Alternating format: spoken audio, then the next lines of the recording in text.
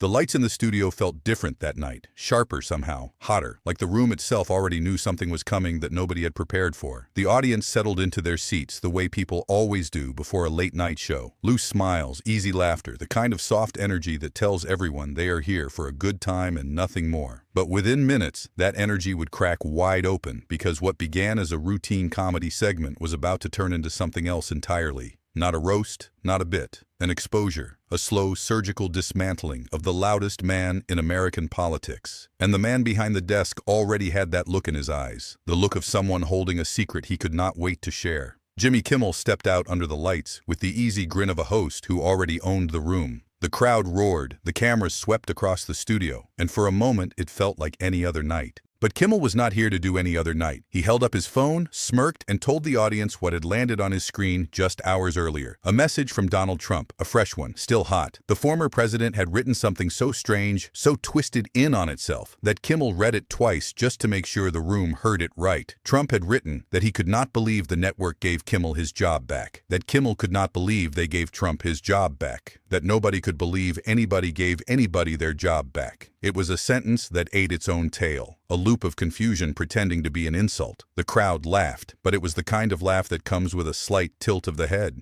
a laugh of disbelief, because the message did not read like a statement from a powerful man. It read like a man pacing a room at 3 in the morning, typing faster than he was thinking. Kimmel let the laughter breathe, then leaned into the camera. His voice dropped just slightly, the way it always does when he is about to deliver something that will sting. He said Trump had been calling him talentless again, finished, washed up, a nobody with terrible ratings, a man who should have been fired long ago. Kimmel listed the insults one by one, almost like he was reading a menu, and then he looked up, eyes twinkling, and said the thing that made the room explode. Nobody watches more television from people he claims not to care about than Donald Trump. Nobody tracks comedians more obsessively than the man always insisting they are irrelevant. Nobody spends more energy pretending not to notice than the man who notices everything. The crowd roared, because it was true in the simplest possible way. If the jokes did not matter, why was Trump so desperate to stop them? If the host was talentless, why did the former president of the United States keep writing about him like he was an enemy soldier?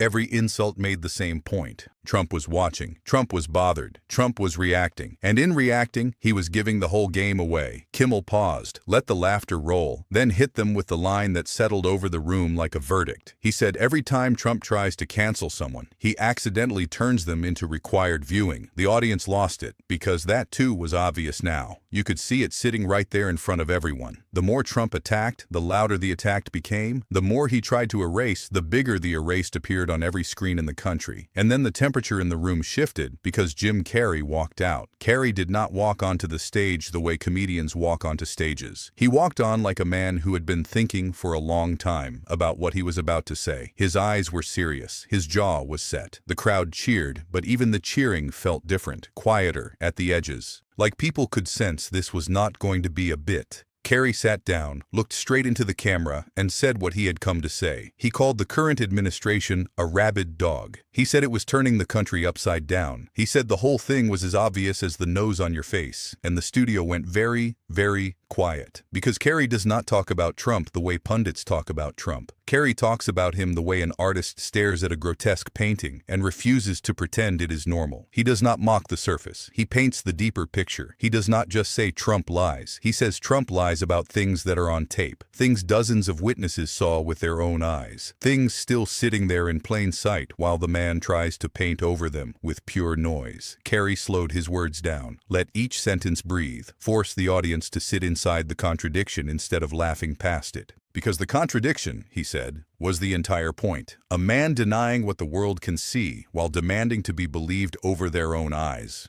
Kimmel jumped in with a grin. He said news of Trump's latest calls to silence him had spread all over Washington, and then he delivered the kicker. He said what a plot twist it was. The first time Donald Trump ever tried to stop someone from talking about him on television, and it happened to be him. Kimmel, usually, he said, when Trump wants someone to stop talking, he just pays them. He let the number hang in the air, $130,000, and the room went from laughing to gasping to laughing again, all in about 2 seconds. But the laughter had teeth in it now, because the joke was not really a joke. It was a confession the whole country had watched unfold in real time. The payment, the denial, the cover story, the collapse of the cover story. And now here was the same man, years later, still trying to stop people from speaking, still trying to shape what the public was allowed to hear. Carrey took that thread and twisted it into something colder. He said Trump was not even a strategic liar. Strategic liars, he said, are careful. Strategic liars erase the evidence before they rewrite the story. Strategic liars at least try to be clever. But Trump just bulldozes straight into the lie while the footage is still warm. The tape is still rolling. The witnesses are still in the room. And he just keeps going, louder, faster, angrier, as if volume alone could overwrite reality. The audience sat with that one. You could feel them sitting with it, because it explained something they had been feeling for years but could not quite name. The madness of watching a man deny what their own eyes had just seen. Kimmel picked the thread back up.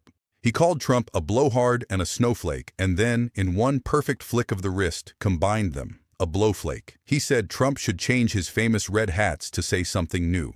Make America whine again. The crowd howled, because there it was. The entire personality reduced to a single word on a hat. And Kimmel was not done. He said, think about all the people a comedian makes fun of in a career. Hundreds, thousands, and yet only 2 had ever actually tried to stop him. Donald Trump and one congresswoman from Georgia who had literally called the police on him. He pointed out that he had made fun of O.J. Simpson 1,000 times, and O.J. had never once tried to do anything to him. The room exploded because the comparison landed exactly where it was meant to land. The men who cannot take a joke, he said with a shrug, tell you everything you need to know about who they are. Then Kimmel got serious again.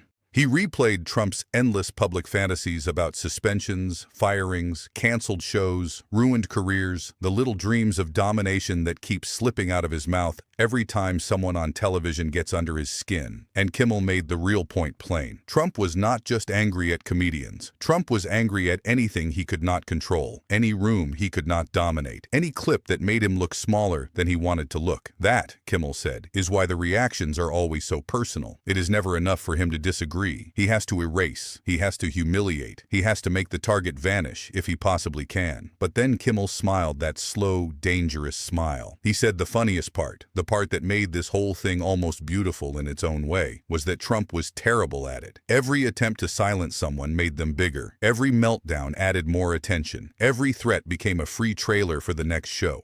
You did not cancel him, Kimmel said, pointing at the camera like he was talking directly to Trump himself. You made him unmissable. The crowd rose. Actually, rose, because the sentence had the feel of truth stamped across it. Carrey pushed it further. He said he had spent years turning his anger into paintings. He said some truths are easier to show than to explain. He had painted Trump as toast, as cartoon, as a small, ridiculous distortion of the powerful image the man tried so hard to project. Because art, he said, can do something speeches cannot. Art can freeze absurdity long enough for people to finally sit still and study it. And that was the key. That was the thing Trump could not beat. He could rage at a host. He could pressure a network. He could threaten the press. He could call lawyers and make phone calls and post all night long. But he could not erase an image once it had settled into the public imagination. Art, Carrey said, is harder to bully than people are. He let that sit there. He hinted at something deeper. He said ridicule, once it sticks, becomes a kind of permanent record, not official, not written into law, but etched into culture. And culture, he said, is messy, uncontrollable, impossible to fully dominate. That is why the reaction is always so violent, because once a story slips out of your control and into everyone else's hands, it stops belonging to you. The mood in the studio changed again. This was no longer about jokes. This was no longer even about Trump. This had become something bigger, a conversation about a man trying to manage not just his critics, but the very boundaries of what people were allowed to say, remember, and repeat.